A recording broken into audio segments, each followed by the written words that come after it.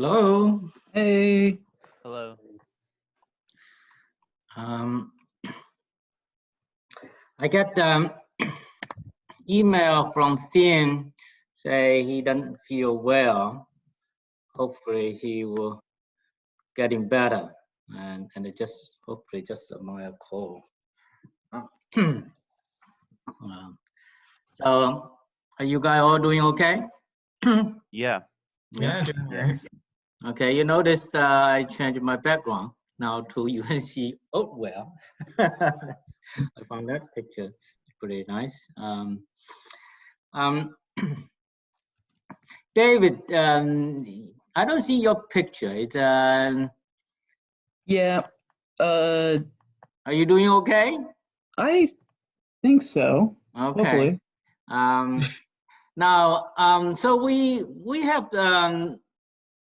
finished the main part of our class, namely the nonlinear dynamics and the chaos. And as I said at the beginning of the class, I want to take about 2 weeks or so to talk about the artificial intelligence and the neural network, because that is the one area where it's one of the most rapid developing area of science and technology in the last 10 years.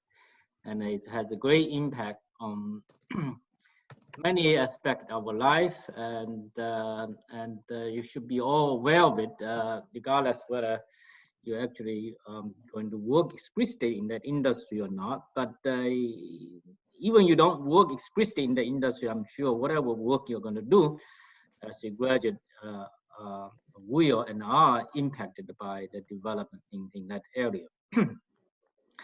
From my perspective, from what I see in the last decades, really two great advance in technology and the science front. One is AI, and particularly the development of a so-called deep learning neural network, of machine learning. We'll come to talk about in more detail. Obviously, this is one area. The second area is really genetic engineering. Namely, how, in particular, this something so-called CRISPR-9 technology. Any of you heard about that? Yeah. CRISPR-9? I haven't heard of that, actually. Like, what is it? So, who want to chip in? What is it? I can give it a go. As the resident biologist, I think I'm obligated to. Is it like related to CRISPR or whatever? It is, yeah. I mean, it's just I'm not that type of biologist, so I don't know the details of what CRISPR is versus Cas9, but it's like a tool that allows you to sort of target where you're going to snip out pieces of genes and cut it into other genes and all of that. It's like... I got like connections formed in my brain. I think I actually have heard of it before. Yeah, so yeah, I think Brian has the essence, right? It's essentially a technology which is evolved from the lab and from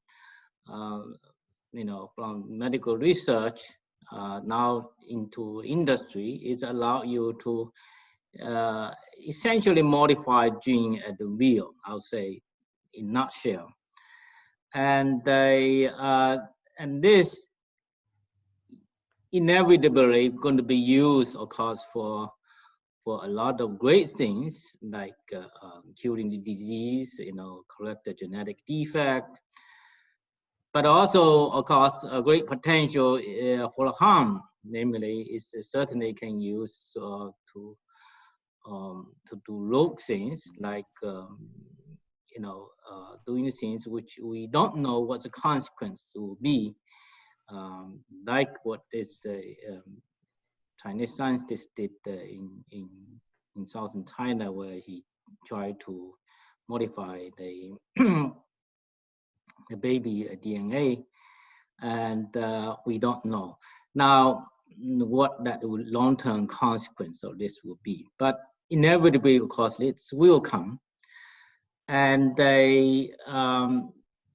for a long time, people has been worried about the both technology, right? So independently, how it might evolve and what it's going to impact on the future, and for I would say for many years, I've been paying attention for both fields for the last 10 years. And I have been kind of optimistic, say,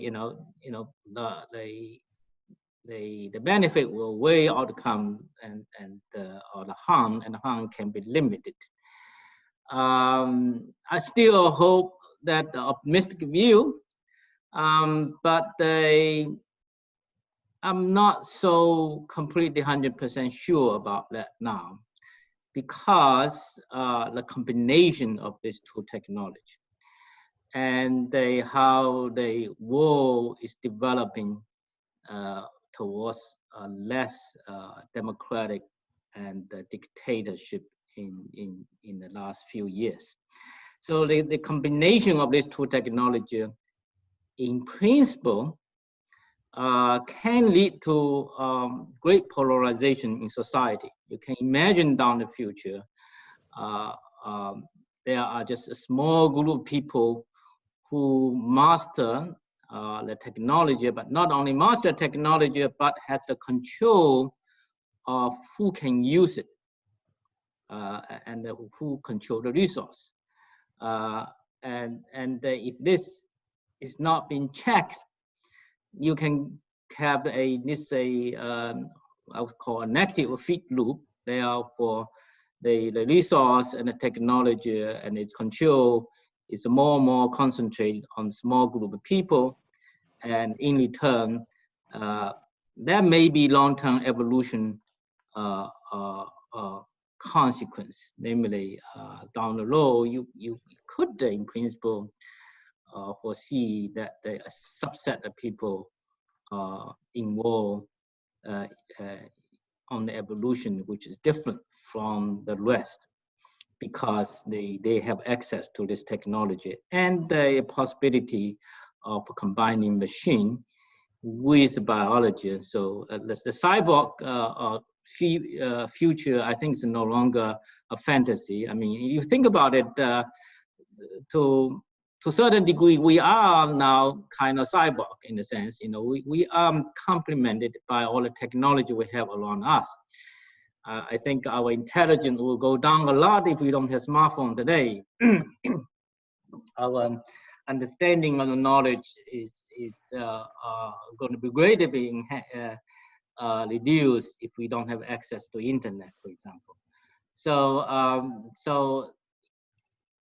for a long time, I was thinking that to say, okay, technology will evolve, human will evolve, and human always come up on top, because you can, whatever is created by human, and if you need the machine to complement a biology, the flesh,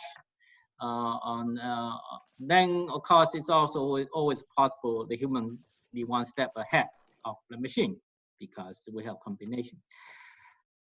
So in that sense, I'm not worried about, say, AI taking over the world in that sense, namely the machine itself, the non-biological machine taking over the biological human domain, because I think it's a combination of biology and the humanity and the technology is always one step ahead. But now I'm more worried in terms of socio-economic impact, namely this can lead to bifurcation. We have been studying this bifurcation, right, in this class, and you notice that the bifurcation happens at just certain critical parameter. The complex system, which is our society, is certainly largely a complex system. There's no doubt about that. And we all interact with each other. We have all this nonlinear feedback from one to another and from one thing to another. So we are highly interconnected, complex society.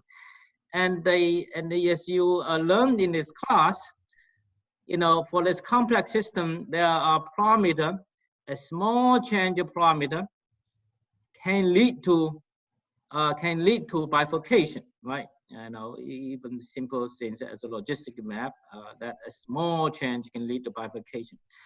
So it is highly possible, if we are not careful, that something get done and they, you know, there's two bifurcations, society bifurcated.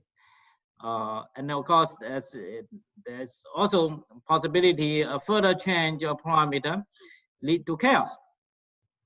And we've seen that in many examples we studied.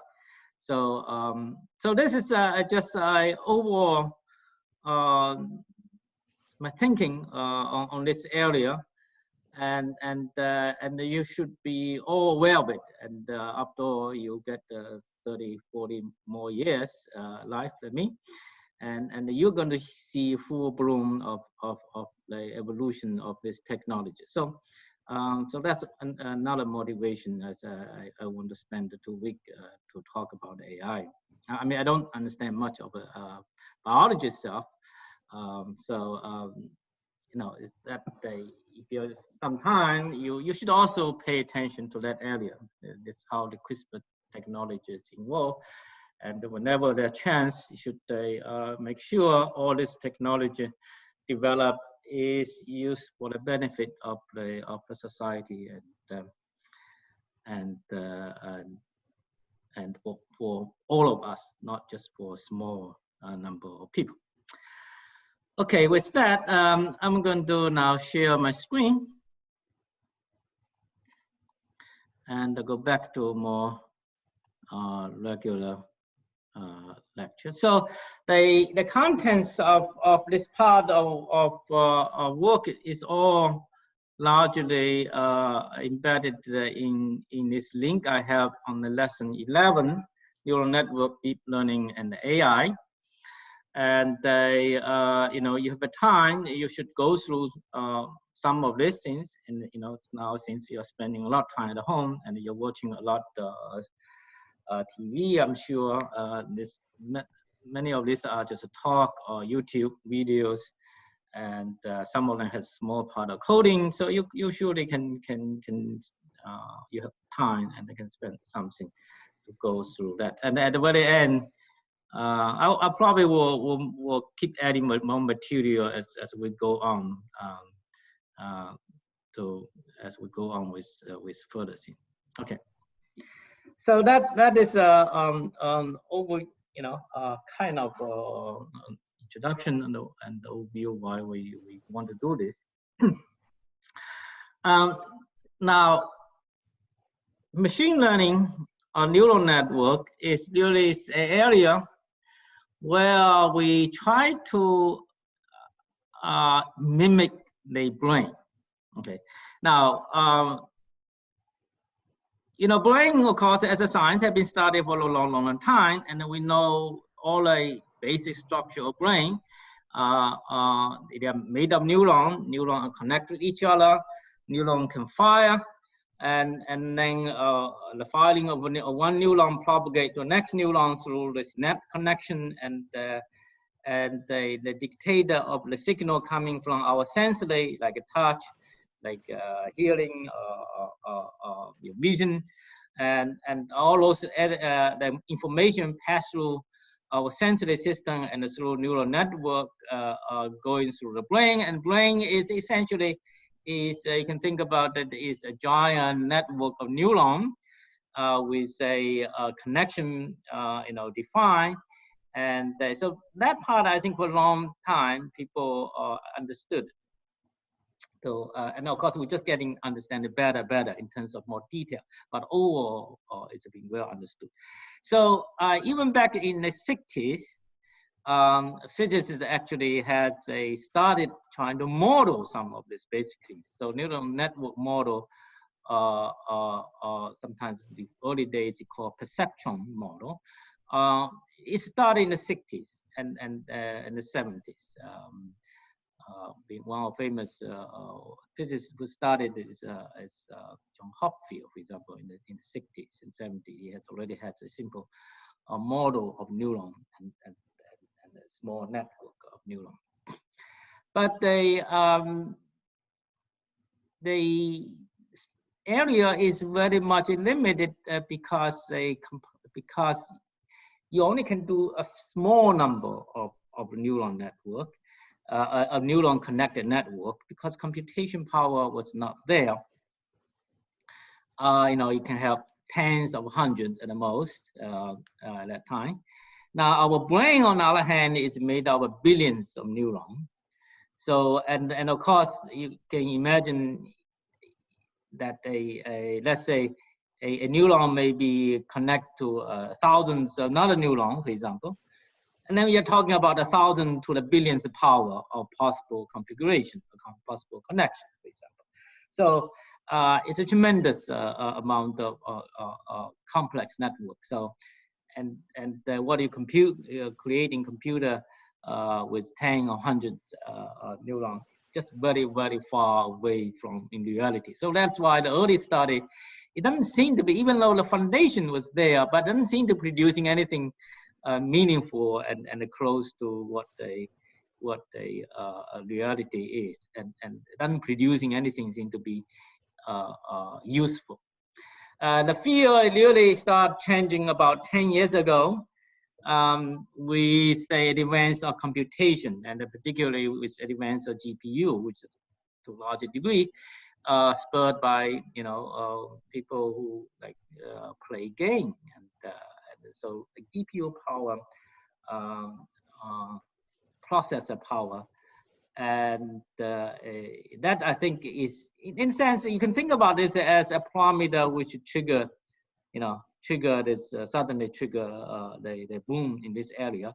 And also another very important is unfortunately that up to 60s, 70s, most people study neural network are gone. They seem to be not interesting.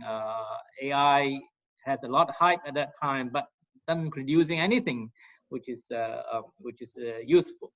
But unfortunately, it was still a small number of people persisted study in that area, and so a couple of group continue to study, and so back in about 10, 15 years ago, the coupling of the computation power and the persistence of some scientists studying this area, suddenly now we are capable of building a network which make 1,000, 10,000, and now millions of neurons.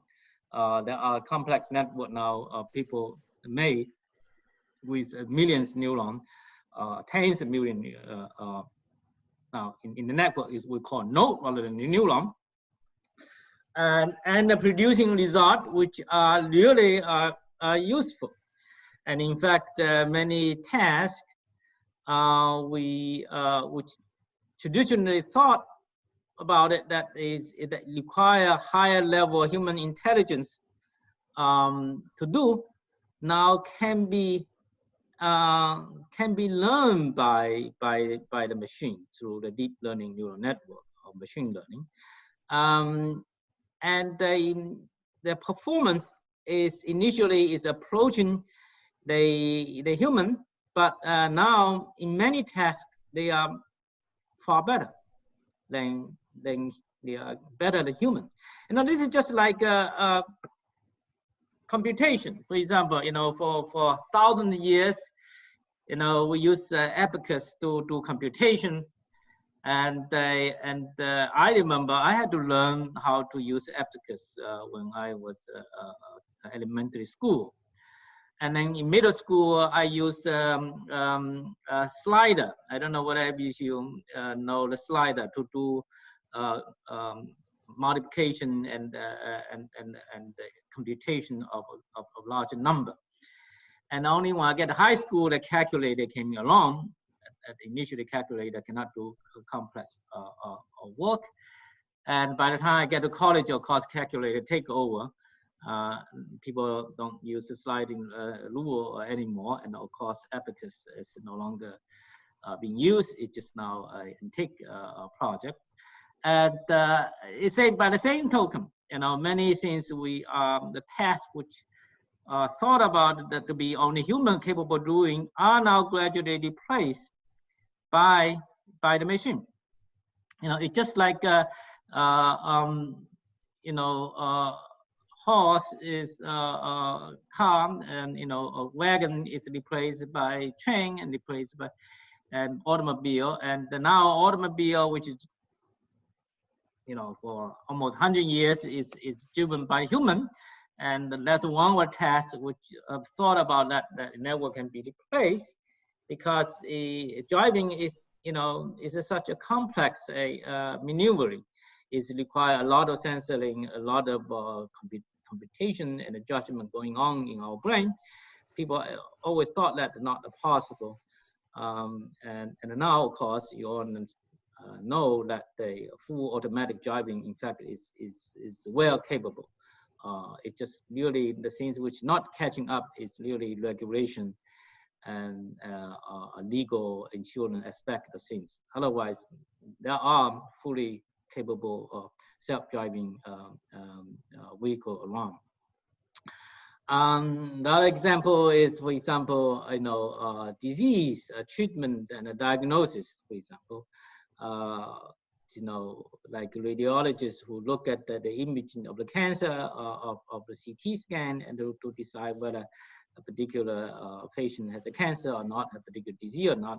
You know, it's also thought to be a complex task, cannot be replaced. But now, with develop of the computer vision and larger degree, now those tasks, in fact, have been shown that the machine can read some of this cancer diagnosis better than human.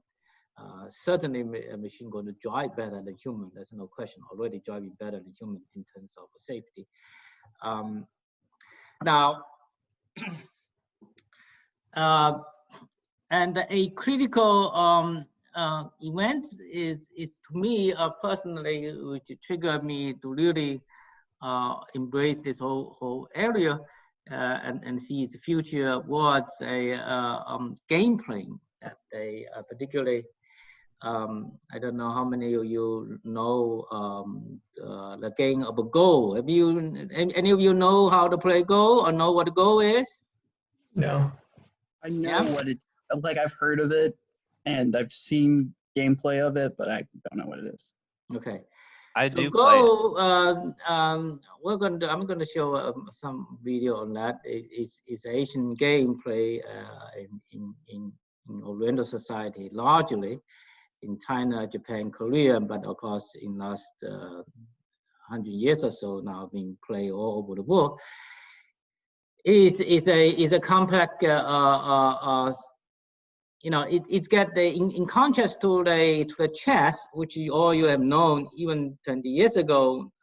Computer already can play better than chess, but simply can play better than human in chess by simply enumerate all possibility. Right, the computation power, it's even 20 years ago, is already good enough. This IBM Watson was good enough, able to enumerate all the possibility of next move and then to come out to pick out the best move. So that's how the computer play better than human in chess. Go, on the other hand, if you just simply do calculation, it's not possible to enumerate all the possibility of play. So it's require a judgment and intuition to play it well. So that is a task which always thought is not feasible by machine, you know, how machine can develop intuition. And they, but in 2016 and 2017 time frame, Google developed something, a neural network based on a neural network. All this are now based on developing neural network, so-called AlphaGo, and was able to defeat the best player in the world. And that really shocked everybody because that's the one area people always thought, you know, machine is done, all you do is just enumerate all possibility. But no, they develop an intuition, and that intuition, in fact, beat the human's intuition. And in fact, as a result, the professional player who play the game now had stopped some of the move provided by machine, which human never thought of before, that certain kind of move. So, and that's really now say it is feasible for machine to develop intuition and to develop a complex thinking. And now the frontier of this area is the machine to self-learn. It's just like we as a human being, you know, we were born with this physical brain. At the very beginning, it's just a connected network, but doesn't have much intelligence in it. And we learn as we grow up. Now the frontier of research is really say, okay, let's set up a network with maybe millions or 100 millions of the node, and then that is learned in general and so-called generalized artificial intelligence. It doesn't require a kind of it doesn't require a master teacher. You know, so it's so-called enforced learning, which require master teacher. But it maybe it can just grow by itself and then learn as a general and then develop certain intelligence, and those intelligence then can be harvested for certain benefits. So that is where the frontier it is. Okay. So with that, the first thing is I want to start with just talk about brain a little bit. Anybody get a question? Any of you get a questions?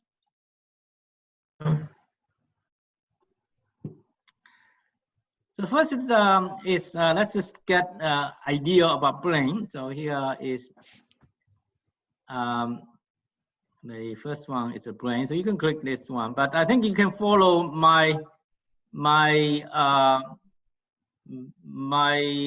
screen now. Let me play it and let me know whether you hear the sound or not.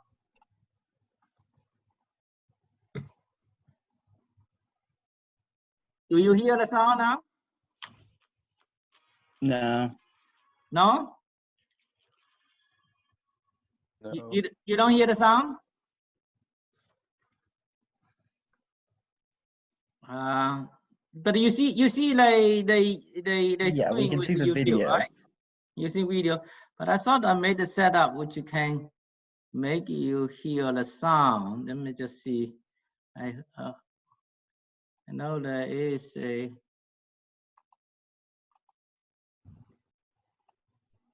That's supposed to be. Where is the setting? Oh no, it's here.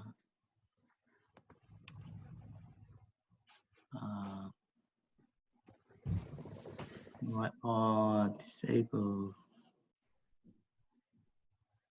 Yeah, computer sound. Yes. The cool thing is that we're going to go through 17 different structures in Yeah, we can hear you. the basic plan of the brain, but you're using your brain to process it. And if you do a good job when we get to the end and I review all the parts, you should be able to tell me what their structure is and what their function is. And so what type of organisms have brains? It's the animals. Animals use nerves, they have muscles to move around, and so they have to organize that movement, and so they use a brain. And so if we look at the two basic body plans of animals, some are radially symmetrical. In other words, they're built around almost a tire, and then some are bilaterally symmetrical. In other words, a tiger, you could draw a line right down the middle. There's going to be a clear right side and a left side. There's going to be a clear front and end. Now, and so as we became bilaterally talk symmetrical, we had to organize that. We talk about structure of a brain, and we won't praise all this. I'm not going to play all this in. So, but I will ask you to watch this yourself. Right? So it goes through basically talk about anatomy of the brain and with various structure. Let me just for a few minutes, for example, just take any damage to the brainstem, it's going to be catastrophic. What else does it do? Then we have information coming in. So we have sensory information, just like that worm did, coming up to the brain. And then we have motor nerves going out. And so the brainstem is important in routing that information and filtering that information, sending it where it needs to go. What's behind that? We have the cerebellum. The cerebellum, and the function of that is motor control. And so as you do sports, for example, it's the cerebellum that's giving you that coordination. And it also gives you motor memory. So as you learn to ride a bicycle and you remember how to ride a bicycle, that's going to be thanks to your cerebellum. If we keep moving up, we now have the thalamus. The thalamus, again, sits right on top of the brainstem. And so the best analogy I could come up with is a router. It's basically sorting data and sending it where it needs to go. If we were to look below that, there's a little structure here that's incredibly important. It's called the hypothalamus. That's going to be really right above the roof of your mouth. What is that accountable for? It's homeostasis, so it's maintaining body temperature, it's maintaining osmolarity. All of that stuff is contained right up in the hypothalamus. Also important in circadian rhythms. And then if we look right below that, you can see a little gland hanging out. And one half of that pituitary gland, the posterior pituitary, is technically part of the brain. And it's important in basically sending off hormones. And so there are nerves that flow into that pituitary, and it's sending out things like antidiuretic hormone that keeps your water balance the same. Oxytocin would be another important hormone that comes out of there. If we keep moving up, then we get to the level of the cerebrum. What's the function of the cerebrum? That's integration. So what we're doing is making sense of all that data that comes in.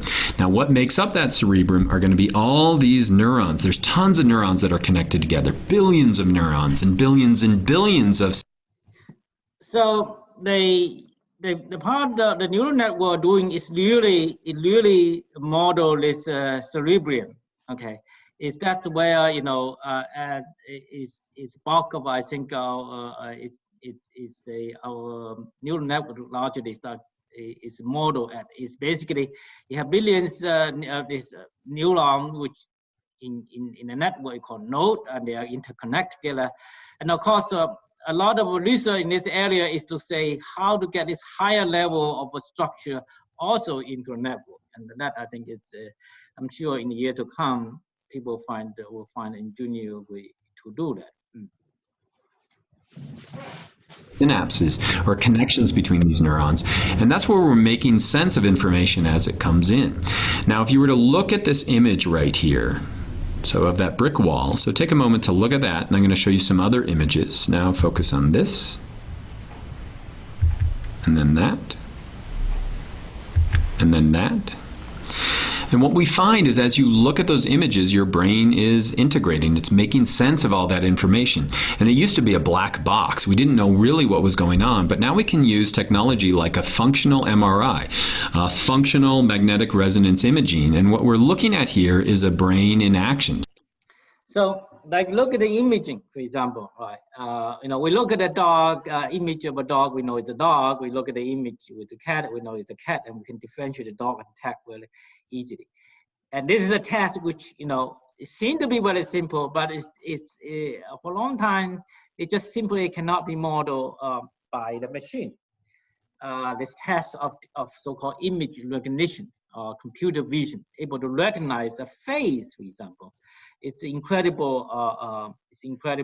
Difficult test. And if you think about it,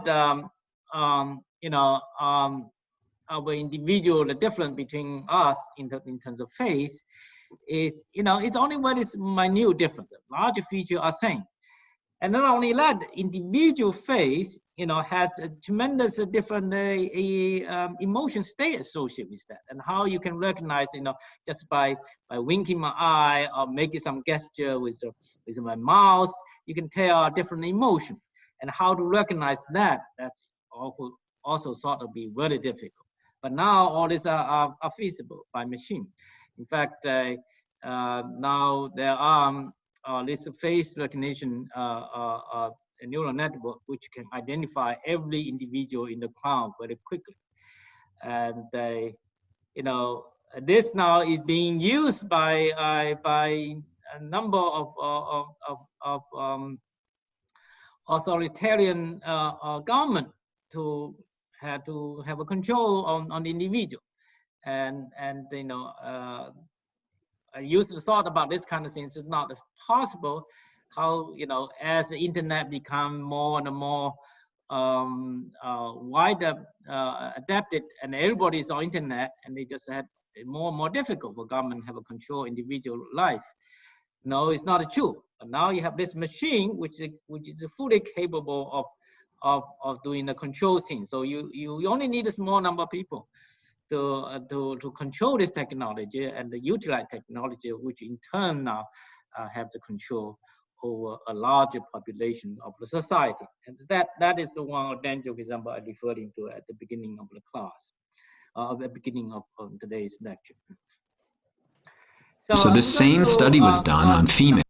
Going, you know, made up of a bunch of nuclei. You should watch this yourself, and I want way back to that worm. We have information coming in, sensory information, and then we have motor output coming out.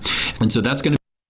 So this will give you a idea of a brain. Brain is essentially has some kind of a compartment, and of course there are connection between the component, but within each compartment there's a large connection of neuron network. So you can think about that, you know, like this area is one network, there's another area of network, and then between the network there are network between this individual layer of network. They all connect to each other, and of course they can pass information back and forwards, not only between individual neuron, but you can think about it between individual part of brain. And they just say, and then you can just generalize to the larger society. You can think about that each of our brain is now as a unit, and then we are all connected to each other through internet these days.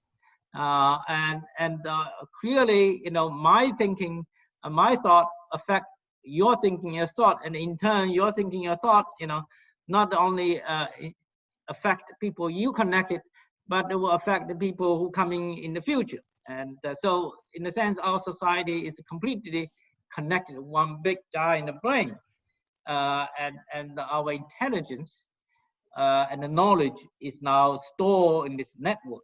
It's no longer reside with individual. No individual really have a capability and know everything, right?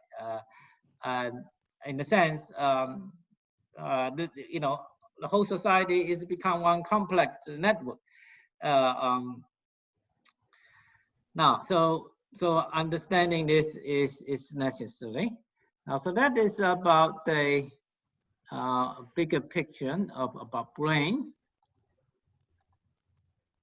Now, the next thing I have here is brain power. Is how to deep, a little bit deeper, say how the neuron and the network related. Which one region?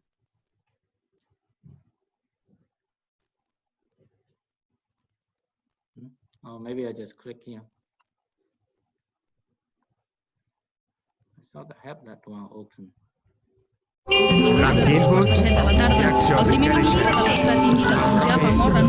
lot of us are wondering, what is all this technology doing to our brains? I mean, we know that the brain changes throughout life based on experiences. In fact, watching this movie is reshaping connections in your brain right now. But since we humans are the ones creating and using this technology, maybe a better question to ask is, how are we shaping our brains?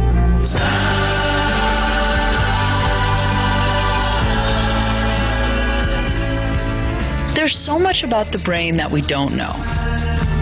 But there are some things we do know. You see, not long after we humans began thinking, we began thinking about ways to understand our own brains.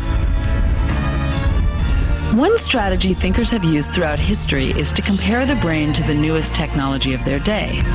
The brain is a clock, a switchboard, a steam engine,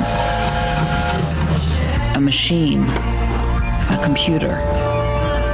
And we wondered, how can today's technology help us understand the brain in a new way? So we used that technology to ask people all over the world, how do you imagine the brain? It was amazing, like all these neurons firing ideas and images back to us from all over the world.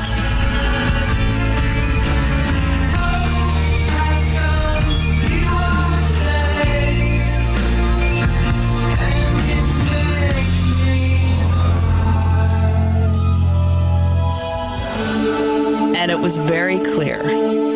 The internet, the most advanced technological system in the world, is such a strong framework to help understand the human brain, the most advanced biological system in the world. But then we thought about it a bit more. And since the internet is in such a young developmental stage, rapidly growing, constantly changing, forming billions of new connections all over the world, then maybe a stronger framework would be to compare it to a child's brain, which is in a similar stage of development, rapidly growing, constantly changing, and making billions upon billions of connections between different parts of the brain.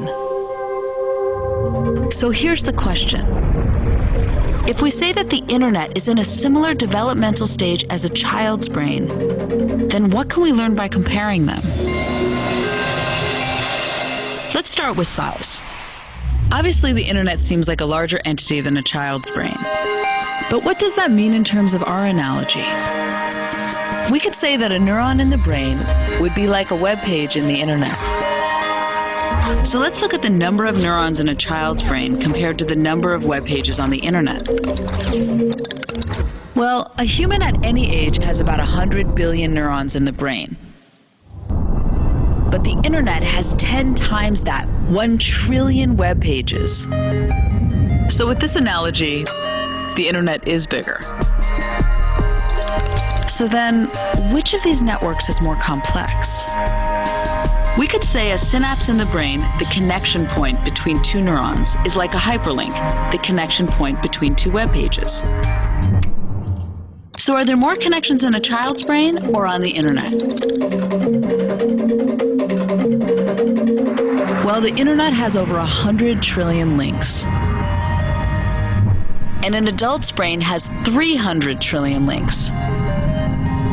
But get this, a child's brain has a quadrillion connections, 10 times the number of connections of the entire internet. A child's brain has more connections than the entire internet. Yes, it blew our minds too. How is that even possible?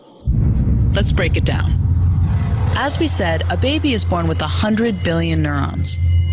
But those quadrillion connections, they're not there yet.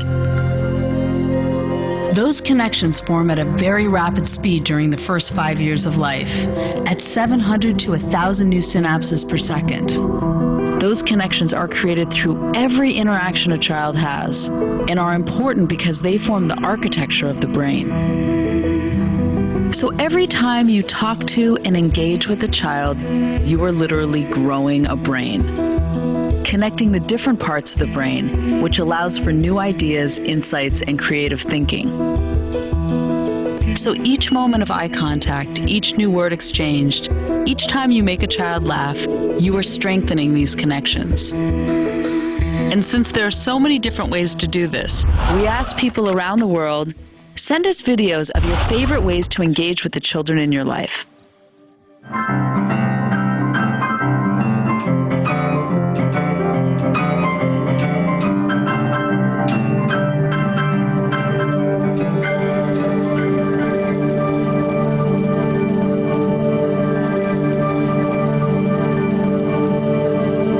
During these early years, a child's brain makes as many connections as possible. And then it begins pruning the ones that aren't used and strengthening the ones that are. A dynamic process that continues throughout life. But since a child's brain is activated by everything it encounters, it can also be overwhelmed, which causes stress. When the brain experiences stress, the body's alarm system is activated. If the stress is relieved quickly, the system easily returns to normal. And while learning to deal with stress is an important part of development, severe situations such as ongoing abuse or neglect, where there is no caring adult to relieve the stress, leaves the body's alarm system activated, which can have serious lifelong consequences for the child. This is known as toxic stress. Toxic stress can lead to a body system set permanently on high alert. It causes the synapses we use for learning and self-control to be pruned, while connections for fear and rash behavior get stronger. While the brain can change throughout the rest of life, these early years are fundamental in building a strong foundation for curiosity, creativity, and adaptability. And if we say that the internet is in the same critical stage of early development, making as many connections as possible, we also need to be mindful of how we're building its foundation. Just like every interaction creates new connections in a child's brain, every email, tweet, search, or post is creating and strengthening connections in our global brain, literally changing the shape of the internet that we as billions of people all over the world are developing together.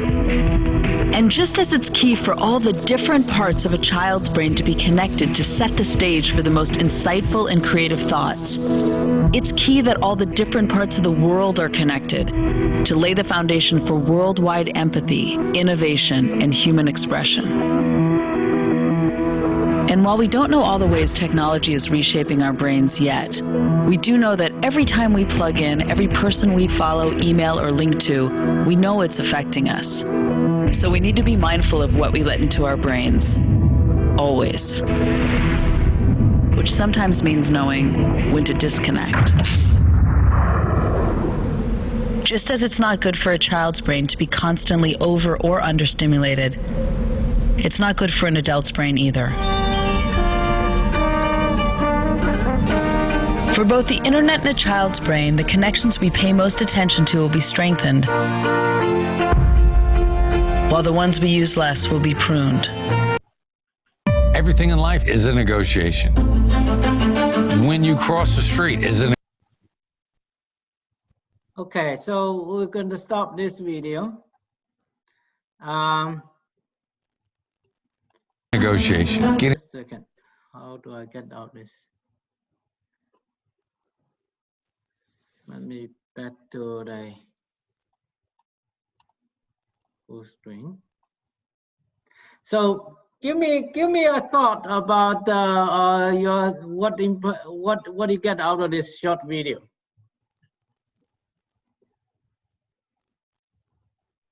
Tell me one thing you learned from this short video.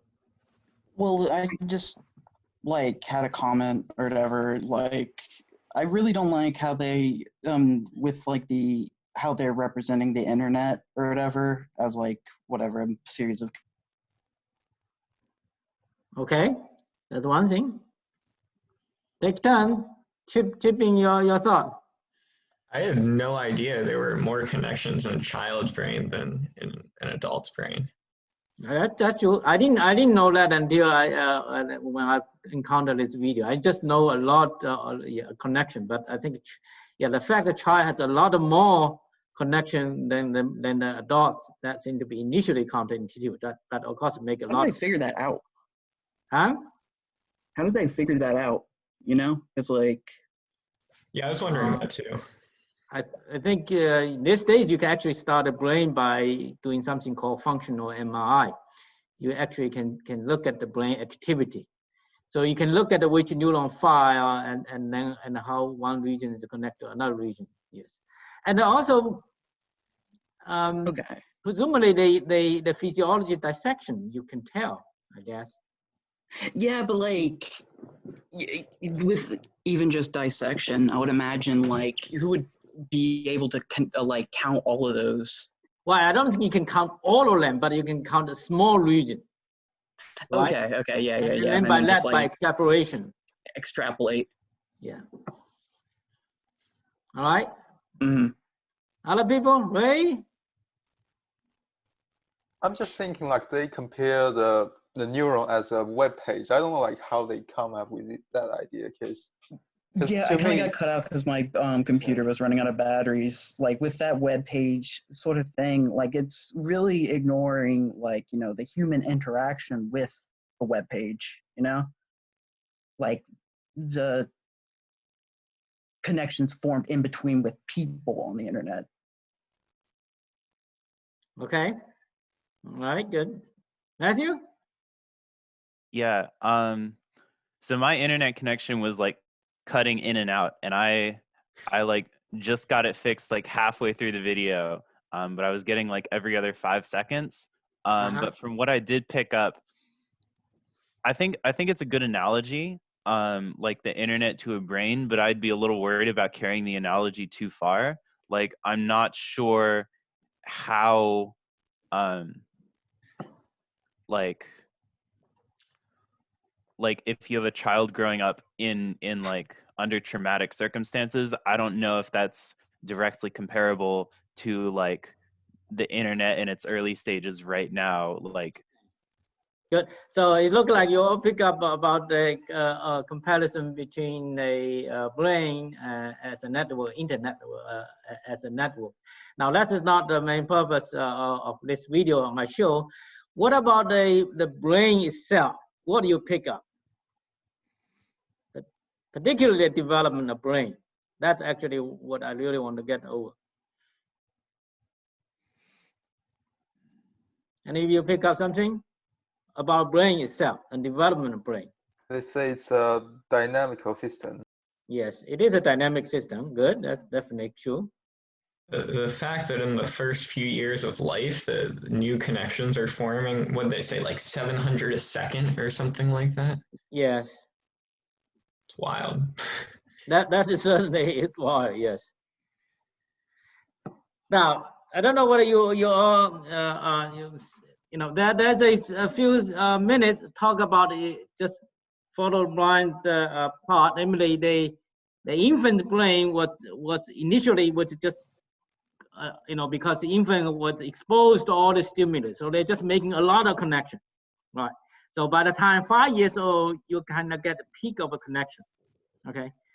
And then as you grow older, what you do is some of this connection get reinforced because you're learning and you find those connections useful, get reinforced.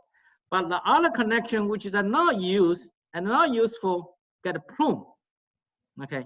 Now, when we say a connection get reinforced and a connection get pruned, it essentially say physiologically, actually, you know, those connections getting bigger, stronger, some connection just disappear now. This is a very important aspect of things, and this will later on as we go to look at the artificial neural network. That is exactly is the one feature which make all this neural network functioning. Is initially you see that we set up a neural network, and then we train the network. Most of the network are so-called reinforcement training the network. It's just like you're teaching the child. That you have network, you have a lot of connection, and initially you don't know what connection to what and how strong a particular connection be. So you kind of randomly assign those things, okay? And with a lot of them. And then you feed into this network, you know, say, suppose you say you identify, you recognize a cat, for example, recognize cat, this network you see. So, and they say, initially the network kind of random in the kind of jumble, of course, it doesn't recognize a particular picture is a cat or a dog. Then you tell the network, okay, they may tell you, is that cat, you say it's a dog. Then you tell the network, say you made it long. The particular network, this recognition is long. And then you feed back this into network. So there is a way to propagate this output back to the network. So change the connection. Change the connection essentially to say we're taking derivative of a connection as a function of this outcome, which is later on we call cost function. So you incrementally change a little bit a certain connection and see which way you go. If it's going the way you want it, you reinforce that connection. If it's going wrong way, then you decrease the connection. So the network, the neural network exactly function like that way, just like a child a brain, that they do reinforcement. And that's how actually things work. So that is the essential point I want to get across. That is actually underneath the key physics behind why all this network work, is to say you learn, the network learn to change. It's a dynamic system which adapt to the outcome and feeding back itself to improve its capability. To improve its capability. So now I'm going to show. So I did that.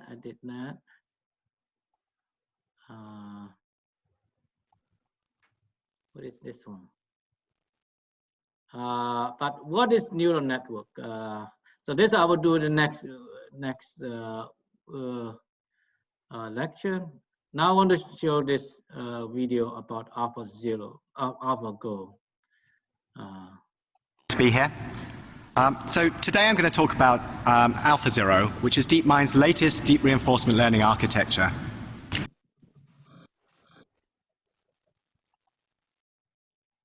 It's actually achieved superhuman level in many games now, without human knowledge beyond the game rules.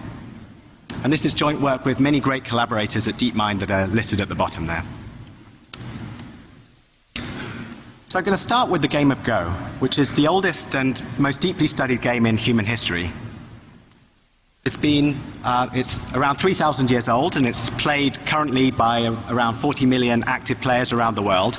So in some sense, you can think that it represents the pinnacle of human knowledge in any game. It's been studied by professional players who've developed this enormous pyramid of knowledge over many, many years. And so in some sense, it makes a perfect test bed to really understand how far we've come with our machine learning and artificial intelligence-based approaches relative to the best of human knowledge. It's also been viewed as a grand challenge to artificial intelligence, and this is largely due to the enormous size of the state space. So this oft-cited figure of around 10 to the 170 states in the game of Go make it very challenging for traditional search-based methods. So I'm just going to start by visualizing what that search space looks like. So in the game of Go, there's a branching factor of around, say, 200. And at each one of these positions that you're in, you have 200 possible actions that can be taken, and leading to new positions where, again, there's 200 more decisions that can be made, and so forth. And this actually lasts for several hundred moves. And so we actually have something like 200 to the power of 200 possible sequences in the game tree. And so this really renders the game of Go completely intractable to traditional search methods, and has meant that something new was required to make progress. So I'm going to start by talking about the original version of AlphaGo, which became the first computer program to defeat a human professional player, and then the first program to defeat a human world champion. So at the heart of AlphaGo are two convolutional neural networks that represent knowledge about the game of Go. So the first of these is the policy network, which is illustrated here. So the policy network, which we denoted by this green P in this talk, represents AlphaGo's recommendations of moves to play. So in each position, it's fed in a representation of the position as different planes representing the board, such as where the black stones are, where the white stones are, where the empty intersections are. And this is fed through many convolutional layers to process this position into increasingly abstract features representing knowledge about the game of Go. And finally, this is brought together. For each position, we have a label that says what the move was that was chosen by a strong human player. And what we do is we train our policy network, first of all, by supervised learning to classify that human move. To say in this position, we would like our network to predict the same move that that human played in that particular position. And once we have this policy network P, we're able to play games against itself using the policy network, for now without any search at all. So it plays games against itself, the policy network picking a move for both players, for both black and white, all the way through the game until the end of the game, at which point we have a winner of that game. And what we do is we then train our value network, this value network which we indicate by V here, this pink V, we train the value network by reinforcement learning to predict the winner of the game from each one of those positions. So from every position, we would ask our value network to correctly predict which of those two players, black or white, will win when the policy network plays against itself. So that was the original AlphaGo training pipeline. And the main idea of AlphaGo is to really use the policy network and value network to make search tractable. So again, we see here a kind of cartoon representation of this enormous search space that we have in the game of Go. Where here we're just looking at a cartoon where we have just 2 different moves that are possible from each of these small states. But in reality, there would be several hundred moves, and this tree would be vast. And so what can we do? How can we make this search tree more tractable using our neural networks? Well, the first idea is to use the policy network to reduce the breadth of the search tree. So recall that the policy network suggests moves to make in each position. And so we can actually reduce. So we applied AlphaGo in a match against the winner of 18 world titles, Lisa Doll. So he's widely considered to be the greatest player of recent decades. And this match was played between AlphaGo and Lisa Doll in 2016. And AlphaGo actually won the match by 4 games to 1. But that one game that we lost actually highlighted some of the deficiencies of AlphaGo. So in particular, we found that in some kinds of position, AlphaGo can systematically misevaluate, misunderstand those positions. We used to call these delusions. It would enter into a type of position where it failed to understand what was going on there, and that kind of misunderstanding could persist for many different positions throughout the game. So it could persist for 10 or 20 or 30 moves. And we really wanted to understand this, and this led to us actually progressing further to try and understand and progress AlphaGo towards something which could play much more strongly without exhibiting these kinds of weaknesses. And this led to a subsequent version of AlphaGo, which we called AlphaGo Master. So for AlphaGo Master, we trained new policy networks and new value networks using much deeper state-of-the-art residual networks and using many more iterations of reinforcement learning with more precise kinds of evaluation. And so AlphaGo Master we played earlier this year against the world's ranked #1 player, Kujie, and we won 3 games to 0.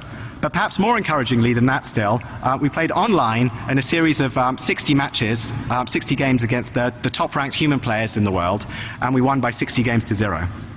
So I think what this shows is that principled reinforcement learning combined with principled deep learning can address these kinds of systematic delusion that we saw. That just by sticking to our principles and doing things just further and better, we can actually start to address things which people believed at the time would require new kinds of research. But really, all the principles are already there. We just needed to do it very well. So I'm now going to move on to our more recent work, which we call AlphaGo Zero. So the goal of AlphaGo Zero is to take every form of human knowledge that went into the previous version of AlphaGo and remove it from the training process, except for the rules themselves.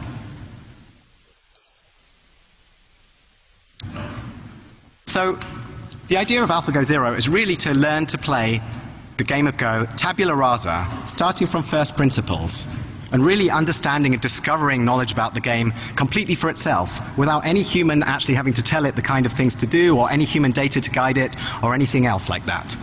And so the differences between AlphaGo Zero and the previous AlphaGo are essentially listed on this slide. The first and most important is that it uses no human data whatsoever. So it learns solely by self-play, by playing games against itself, and training by reinforcement learning, starting from completely random games. So in other words, we initialize our neural network to random weights, and it plays games against itself starting with those random weights, so it knows nothing about the game, and everything else is discovered from there onwards. The second difference is that AlphaGo Zero uses absolutely no handcrafted features. There's nothing in there beyond the raw board. So all it sees when it takes, the only thing that the neural network sees and receives as an input is actually a representation of the raw board. So it just has a plane saying, you know, whether there's black stones in this position, and plane saying whether there's white stones in this position. And that's it. That's all it sees. But there are some additional differences. One of the most notable ones is that we actually unified the policy network and value network into a single neural network, again based on a state-of-the-art residual network. And this actually helped to regularize the network and make it much more robust against the kind of overfitting which it's possible to see if you just have a value network trained by itself, for example. In addition, AlphaGo Zero actually uses a simpler search. So in previous Monte Carlo tree searches, and to an extent the previous version of AlphaGo, there was actually these randomized Monte Carlo rollouts. In other words, when you reached a leaf node, it used to do something where it would run a random game all the way to the end, and then evaluate. A couple of days ago. This is something we called Alpha Zero. And really, I think this comes from the idea that an algorithm, it can't really be claimed to be general unless it's applied to multiple domains. So of course the motivation for AlphaGo Zero was to be general by using less knowledge, but we really wanted to demonstrate that fact. And so we wanted to apply the same algorithm to 3 different games. And so we applied it not just to Go, but to the games of chess and shogi. So the game of chess has a lower complexity than Go, but it's still a really considerable challenge. There's around 10 to the 48 states. However, chess is interesting to us for very different reasons, actually, to Go. So computer chess is actually the most studied, arguably the most studied domain in the history of artificial intelligence. So it turns out that actually the pioneers of computer science, people like Babbage, Turing, Shannon, and von Neumann, were absolutely fascinated by computer chess and developed, sometimes just on paper, the very first algorithms to play chess with a computer. And subsequently, chess became the Drosophila of artificial intelligence, the kind of the platform that everyone used, the fruit fly, in other words, that everyone used to conduct their experiments on for decades of research. And actually, this research developed enormous progress, and huge numbers of ideas were thrown in, and programs got stronger and stronger and stronger, culminating in these highly specialized systems, which were very successful in chess. And ultimately, the program Deep Blue from IBM defeated Garry Kasparov in 1997. But in the 20 years since then, the state of the art continued to progress to a level where they're now indisputably human. I think the top programs are something like 600 ELO stronger than Deep Blue was. So this gives us a really fantastic case study of a domain where the expertise of humans has been leveraged and specialized to really produce the best that can possibly be done in that one domain. So we also looked at the game of shogi. So this is Japanese chess. And shogi is interesting to us because it's both harder than chess in terms of computation. So it uses a larger board, but also it has a much larger and more interesting action space. And that's because in the game of Japanese chess, shogi, when you capture a piece, it actually kind of flips around and becomes one of your own pieces. And then on your move, you can place it down at any position on the board. And this really blows up the action space and leads to enormously complicated tactical sequences. And what this means is that actually in the game of shogi, the strongest computers, despite a lot of effort, have actually only recently achieved human world champion level. And so it becomes an interesting case study for us. And so in both of these cases, for chess and shogi, the state-of-the-art engines are based on alpha-beta search. So alpha-beta search is a form of minimax search where the minimax optimal solution is found by a kind of search tree. And that alpha-beta search has been augmented by enormous amounts of knowledge. So in particular, what goes into it typically is a handcrafted evaluation function that's been tuned by human grandmasters over many, many years. The whole history of computer chess has led to these grandmasters creating these very complicated and specific features which enable chess programs to effectively and efficiently evaluate positions. And in addition, they have a huge number of search extensions that are highly optimized to the particular game of chess. So I think it's useful to actually make this concrete, so we can actually start to dissect one of the knowledge which is specific to them with very different properties. So for example, maybe things which are pointing to one particular location, something which get updated by the training algorithm. So this is.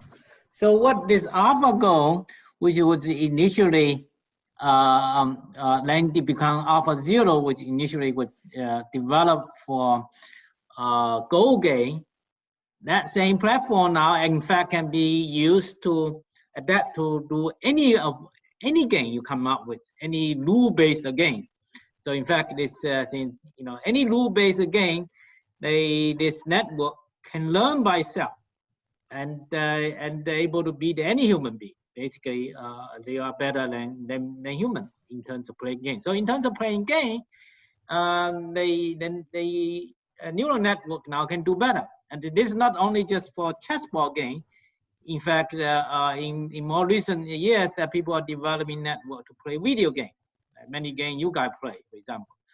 And in fact, there are engine which you can play video game better than human. So did you say?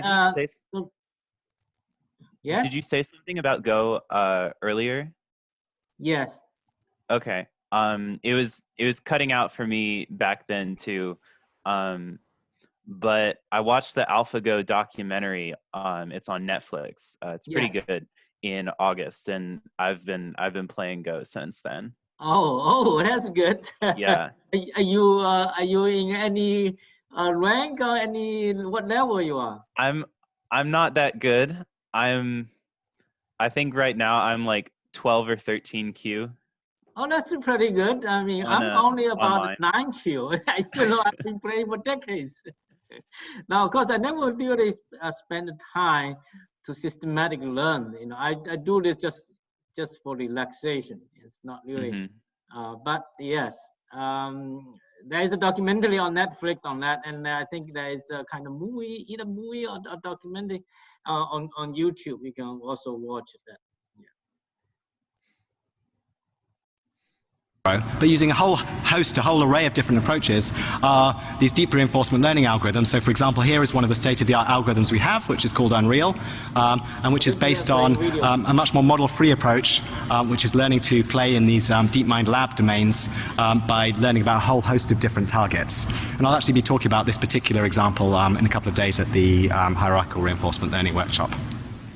But what we'd like to do is keep progressing beyond these games. And the key idea, and the thing which I think I want to emphasize from this talk, if more than anything else, is that the more we take out specialized knowledge, the more we enable our algorithms to be general purpose, and the more we can hope and start to believe that they will actually transfer into something which will be helpful and successful in domains beyond the ones for which it was designed and tested.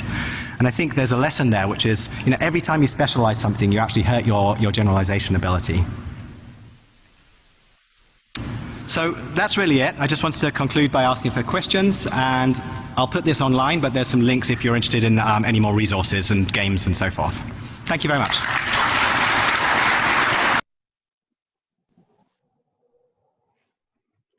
So that is about. So there is I think the Netflix document, maybe this one. This is AlphaGo. It looks like it. Yeah. That's so what I certainly will recommend you guys to watch. I haven't watched this particular one yet, but maybe I'll find the time to watch it. Yes. it was good. Is it good? Okay. Yeah. All right. So that's to be conclude today. It's kind of give you a broad survey, and then we're starting next week to come to more a basic step and to see how this network is constructed, and maybe we'll do a little bit simple example of that as to, for the rest of the semester. All right.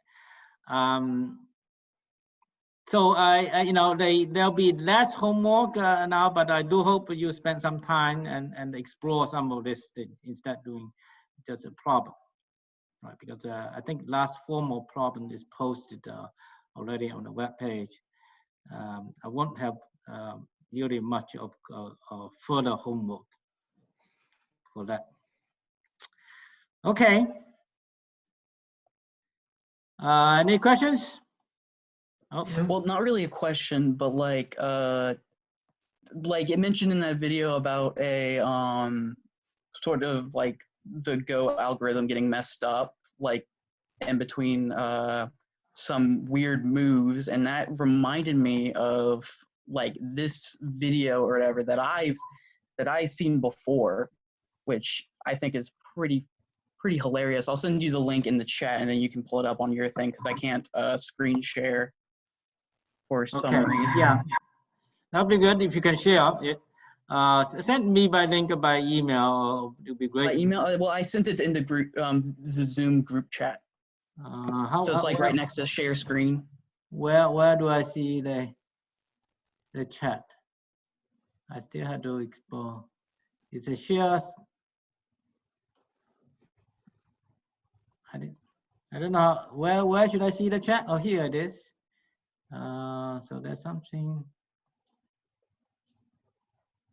How would I see this thing? Oh, well, I can send it to an Okay, there you go. Email. Get that. Okay. Is this one? I've seen stuff like this before. It's huh? funny. I pulled up the video. It's fun. I've seen stuff like this before. Is this one? Funny. Yes. Yeah. Okay. All right.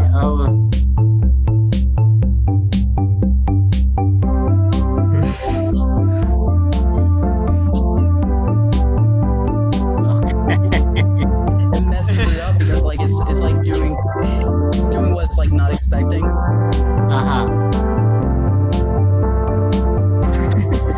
I've seen one where they're like training it how to throw a baseball at a target, and eventually like it'll get to the point where instead of throwing the ball, it'll just run into the target. That's good.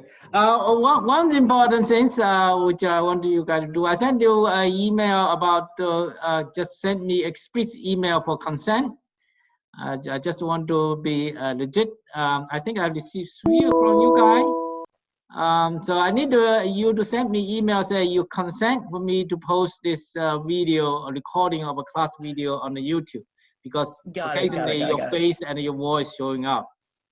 I don't think I got an email from you. Oh no, I did. Sorry, I will email my consent. Okay. I don't think I got it. It's under a different like email, but like it's still his email. It's not up like from Sakai. Because I got some of you sending the consent, so presumably some of you get it. Everybody should get it.